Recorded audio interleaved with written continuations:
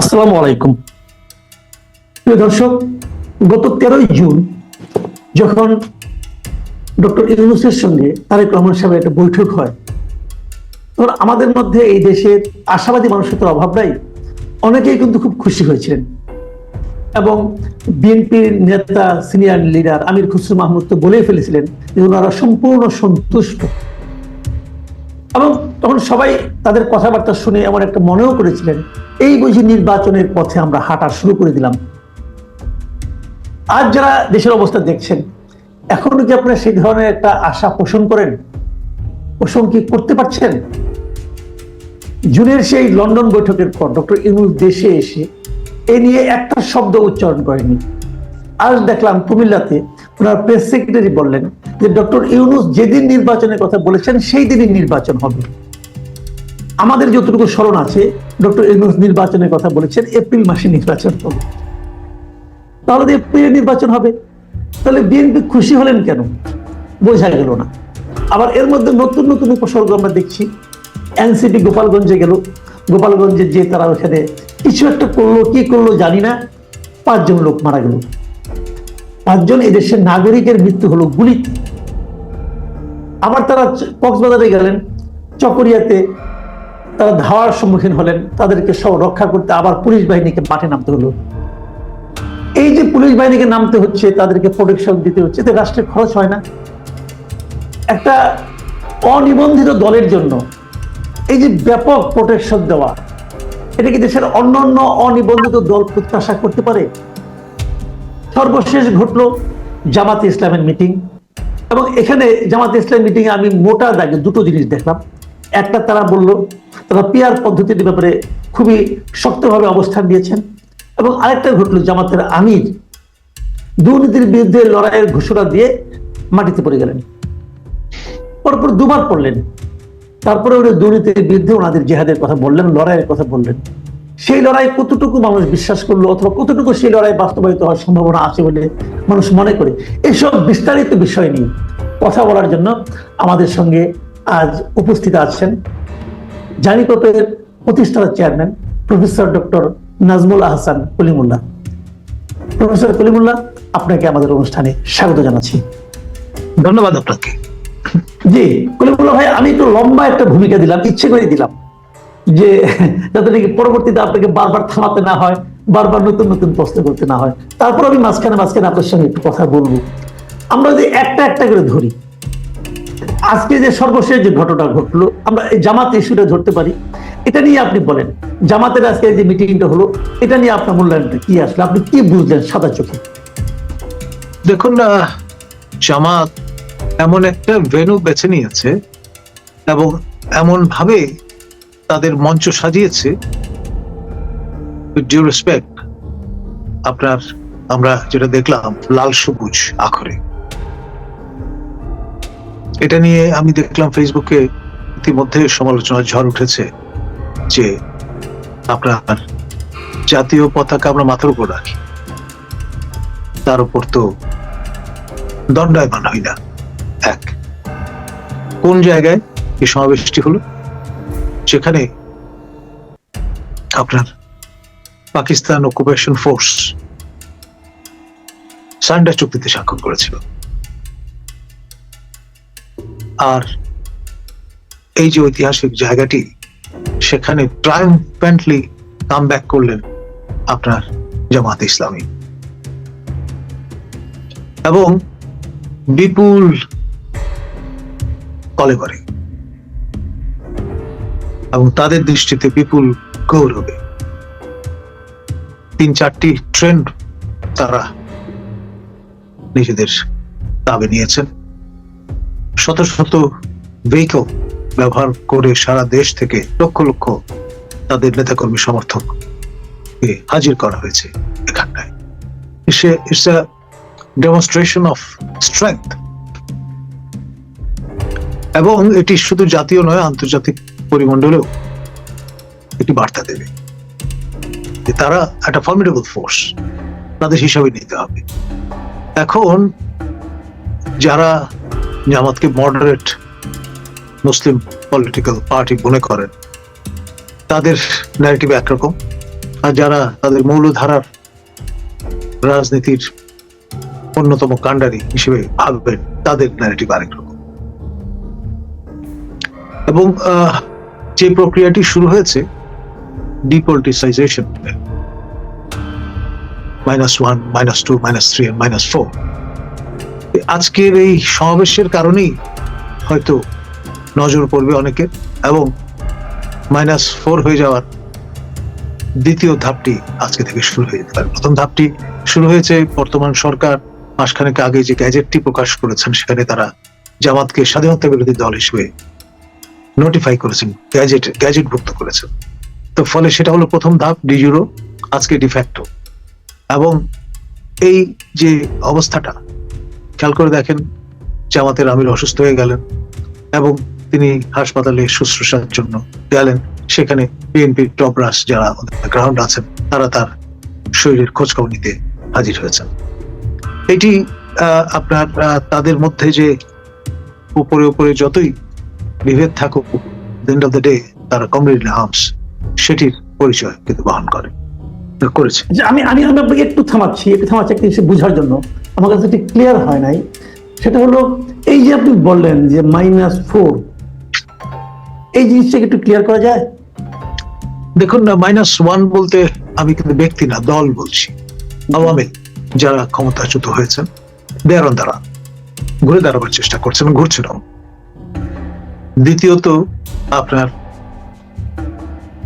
তাদের সঙ্গে বিরোধী অবস্থানে যারা ছিলেন সংসদে, জাতীয় পার্টি, তারা -2। বিএনপি যেভাবে টার্গেটেড হচ্ছে এনসিপি দ্বারা, তাতে মনে হচ্ছে যে -3 হিসেবেই তাদের গণ্য করা হচ্ছে। আর এই দ্বিবিধ প্রক্রিয়ায় জামাত -4 হওয়ার একটা পথে অগ্রসর হচ্ছে। এখন মেইনস্ট্রিম 4টি পলিটিক্যাল পার্টি, তাদের যদি মাইনাস করে ফেলা যায়, তাহলে এনসিপির মতো দল স্পেস পেতে পারে এবং সামনে সরকার গঠন করতে পারে। এটি 2-2-4 মেলানোর মতো একটা সহজ অঙ্ক। এবং যদি অস্ত্র হয়, এটা একটু বেশি আপনার মানে একটু অতিমাত্রায় কল্পনার ওষুধ নয় কি? মনে হবে না কি আপনার কাছে?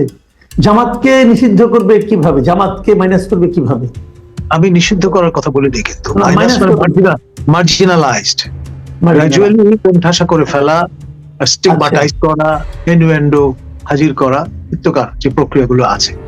যেমন এনসিপি, প্রফেসর ইউনূসের স্বপ্নের রাজনৈতিক দল, হিজ বেবি, তারা কিন্তু তাদের রণনীতি ও রণকৌশল হিসেবে মবকে বেছে নিয়েছে এবং সর্বত্র তারা তাদের মতো করে ডিকটেট করবার চেষ্টা করছে ফিউচার কোর্স অফ অ্যাকশন। গোপালগঞ্জে তারা হাজির হয়েছেন পদযাত্রার নামাবলী সরিয়ে রোড টু মার্চ টু এইরকম অভিধায় বাঘের মতো গর্জন করতে করতে গিয়ে উপনীত হয়েছেন। এবং ভাগ্যের নির্মম পরিহাস, তাদের ফিরতে হয়েছে মার্জার বেশি। ছিলেন বাঘ, হয়েছেন বেড়া, তাও আবার বর্ম আচ্ছাদিত সাজোয়া জানে করে সশস্ত্র বাহিনীর প্রোটেকশনে। এবং যেই সশস্ত্র বাহিনীর কর্তৃত্ব নিয়ে তারা চ্যালেঞ্জ ছুড়ে দিয়েছেন। খুব বেশি দিন আগের কথা নয়, আপনার হাসান আব্দুল মাহমুদের সেই যে অভিভাষণ, সেটা ভুলে যায়। অর্থাৎ আপনি যা কিছু নিন্দা করলেন, তাই শেষ পর্যন্ত তাদেরই প্রোটেকশনে আশ্রয়ে আপনাকে জীবন বাঁচাতে হবে। ভাগ্যের কি নির্মম পরিহাস। এখন ধরে নেওয়া হয়েছিল যে গোপালগঞ্জ একটা বিচ্ছিন্ন জনপদ। চকরিয়ায় গিয়ে দেখলেন সেখানেও কথা বলে জুত করা যাচ্ছে না, লোকজন হামলে পড়ছে। এবং আপনার যেই ন্যারেটিভ ব্যবহার করলে লোকজন উত্তেজিত হয়, তাই ব্যবহার করলেন। তো সেখানে আবার সেই সশস্ত্র বাহিনীর অনুকম্পায় আপনাদের সেখান থেকে প্রস্থান করতে হবে। আমাকে বান্দরবান থেকে কেউ ফোন করে জানাচ্ছিলেন যে পরবর্তী ডেস্টিনেশন তো বান্দরবান, সেখানেও পরিস্থিতি কিন্তু খুব সুখকর হবে বলে মনে হয় না। এই যে দেশব্যাপী তাদের এই যে whirlwind tour এবং যে রাফ রিসেপশন, সেটা কিসের পরিচয় বহন করে? একটা হচ্ছে যে তাদের জনসেবক সম্পৃক্ততা নেই, দ্বিতীয়ত তারা যে প্রভোকেশনের ব্যবস্থা করছেন তার মধ্য দিয়ে একটা প্যাটার্ন সেট হচ্ছে, ডেভেলপ করছে। তো ফলে আপনার তাদেরই ক্রিয়াকলাপের মধ্য দিয়ে দেশটি এই শান্তির দূত প্রফেসর ইউনূসের হুকুমতে দেশটি অশান্ত হয়ে উঠছে। আর আপনার এই যে কোলকে যে জোর করে পাওয়া যায় না, ভালোবাসা যে অর্জন করতে হয়, জবরদস্তি করে হাসিল করা যায় না, সেটি বুঝবার মতো ম্যাচুরিটি এই টডলার পার্টির আছে কিনা আমার সন্দেহ। আর আপনার শুরু থেকেই তারা কিন্তু হোঁচট খাচ্ছে। এখন আজকে আপনি সামরিক প্রহরা উঠিয়ে নেন, মানে প্রহরার মাত্রা কোন পর্যায়ে গিয়ে ঠেকেছে যে এপিসি আনতে হয়েছে। আমাদের সাধারণ মানুষ তো আর ট্যাঙ্ক এবং এপিসির পার্থক্য বোঝেন না, তারা মনে করেন এগুলোই ট্যাঙ্ক। এখন সেটা তো খুব ভালো বার্তা দিচ্ছে না জনমনে। আজকে প্রোটেকশন সরিয়ে ফেলুন, কালকে আপনি নাই। সুতরাং আপনি যে একটা ফ্যাক্টর হবেন সেটা সে আশায় করে পারেন। ধন্যবাদ। জি, আমরা মোটামুটি এটা বুঝলাম, কিন্তু তাহলে নির্বাচনের কি হবে? এই যে নির্বাচন নিয়ে এত আশাবাদ, এবং বিএনপিও নির্বাচনে যাওয়ার জন্য কেমন যেন মনে হচ্ছিল যে এই মাত্র তারা মাঠে নেমে যাবে, এবং জামাত ইসলামকে দেখলাম বিভিন্ন জায়গায় তাদের প্রার্থীও ঠিক করে ফেললেন। তো আমরাও মনে মনে যারা ভোট দিতে চাই, আমাদের মধ্যে অনেকে ভোট অনেক বছর দেন না, তারাও ভোট দেওয়ার জন্য মোটামুটি প্রস্তুত হয়ে গেলেন। সেই নির্বাচনের যে আশাটা, যে রমজানের এক সপ্তাহ আগেও নির্বাচন হতে পারে, সেটার কি ভবিষ্যৎ এখন দাঁড়াচ্ছে? দেখুন, আমার তো মনে হচ্ছে যে আমরা আসলে মরীচিকা বা বিভ্রমের বিভ্রমের পেছনে ছুটছি। আলটিমেটলি পুরো বিষয়টা মানে তড়িঘড়ি করে একটা গণভোটের আয়োজনের দিকে চলে যাবে, যে 2029 পর্যন্ত, যেটি প্রথমে কক্সবাজারে গিয়ে আমাদের একজন মাননীয় উপদেষ্টা বলেছিলেন যে লেজিটিমেটলি তো আমরা শেখ হাসিনার যে পুরো টেনিওর সেটা থাকতে পারি। তো সেই বিষয়টাই হয়তো দেখা যাবে, এবং ঈদের আমাদের মুসলিমরাও যারা সেট পিপল ওখানে ছিলেন তাদের দিয়ে একই রকমের দাবি তোলা হয়েছে, যেটা আবার তিনি অ্যাকনলেজ করেছেন, আল জাজিরার সঙ্গে সাক্ষাতে সেটি জানান দিয়েছেন। আবার এই ঈদুল আজহার দিন তো তাকে আবেগ আপ্লুত হয়ে পড়তে দেখা গেছে, প্রায় বাড়ি খেয়ে যাচ্ছিলেন বাঁশের সেই ঘেরটোপের সঙ্গে। ভাগ্যিস আপনার যারা নিরাপত্তা প্রোটোকলের দায়িত্বে ছিলেন তারা তাকে আটকে ফেলেছিলেন, তা না হলে কিন্তু জখম হয়ে যাওয়ার মতো ঘটনা ঘটত। ধন্যবাদ। জি, তাহলে কি আপনি বলতে চাচ্ছেন যে মানে যে নির্বাচনের প্রত্যাশা বিএনপি করছিল যে এক সপ্তাহ আগে হবে, আজকে আবার দেখলাম যে আপনার প্রধান উপদেষ্টার যিনি প্রেস সচিব, উনি বললেন যে প্রধান উপদেষ্টা যেদিন বলেছেন তার একদিনও পরে নয়, প্রধান উপদেষ্টা বলেছিলেন এপ্রিলে, কিন্তু একদিনও পরে যদি না হয় তাহলে এপ্রিলে হওয়ার কথা, কিন্তু সেটাকে আপনার কাছে গ্রহণযোগ্য মনে হচ্ছে না। আপনি বলছেন যে 5 বছরের একটা লক্ষ্য নিয়ে হয়তো অগ্রসর হবেন। তো এটা কেন মনে হচ্ছে আপনাকে? এখন ধরুন তিনি তো আপনার very good marketing man, packaging man. তিনি কায়দা করে আপনার হয়তো এপ্রিলে গণভোটের আয়োজন করে দেবেন, সবার মুখ বন্ধ হয়ে যাবে। ওটা থেকে নির্বাচন বলতে যাচ্ছেন, তাই?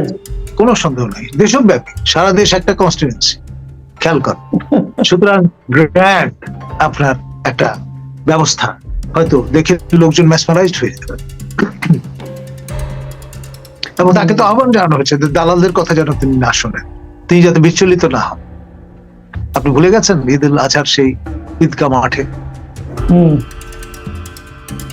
হ্যাঁ, আমরা অনুষ্ঠানের শেষ দিকে চলে এসেছি। আমি একটা ছোট্ট কথা বলতে চাই, যেটা নাকি মানে এর মধ্যে অনেক ব্যবসায়ীরা আমার সঙ্গে যে কথাটা বলেছেন, তাদের মধ্যে একটা আতঙ্ক বিরাজ করছে যে ট্রাম্পের এই শুল্ক, এবং এই পাল্টা শুল্ক প্রয়োগ হচ্ছে আর মাত্র 10 দিন আছে, 11 দিন আছে, আগস্টের 1 তারিখ থেকে।